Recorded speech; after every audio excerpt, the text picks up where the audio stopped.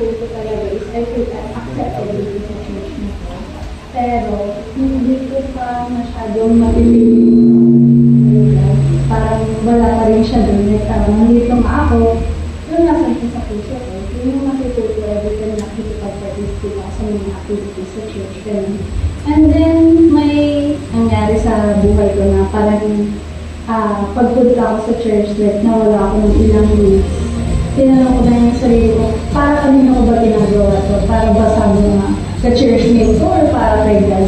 And then, doon ko na-feel yung the king is in the room talaga. Kasi hindi ko ina-expect na maiiyak ako sabi niya. Pray na, Lord, kailangan pala kita. Akala ko kaya ko yung isip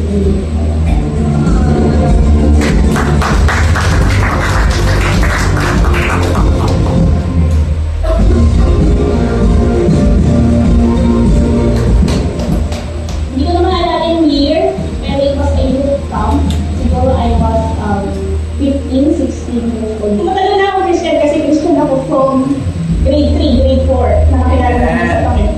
So yung youth camp, yung nag-aaltor ko, yung pastor, sabi niya, surrender mo yung buhay mo. Sabi niya, Lord, ito tulog yan, susunod na ako sa iyo. Sumasayo na ako. Pero nung May na yun, sinabi niya, surrender mo na anak. Surrender mo na ulit anak. And I will give you all the days of your life.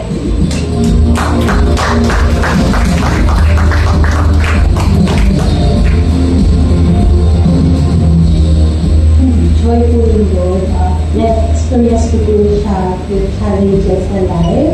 Pag po nag-struggle ako, every time po na nag-pray ako, nararamdaman po yung presence ni Lord, na yung promise niya na di po niya tayo iiwan kasi you are love. Doon po po nakahanap yung joy kasi alam ko na hindi niya tayo iiwan. Napipil ko po yung joy. Mas nagiging joyful po yung life ko.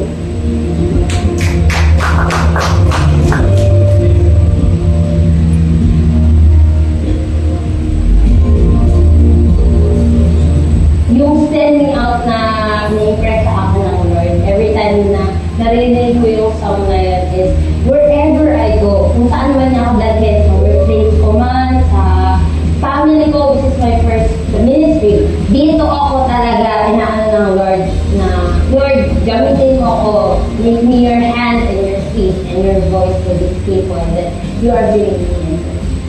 So, binavalue ko siya in terms of hindi lang yung physical, ko, na i-ready ko yung physical body ko, kundi financially, alam ko yung ako ng Lord, and most especially spiritual.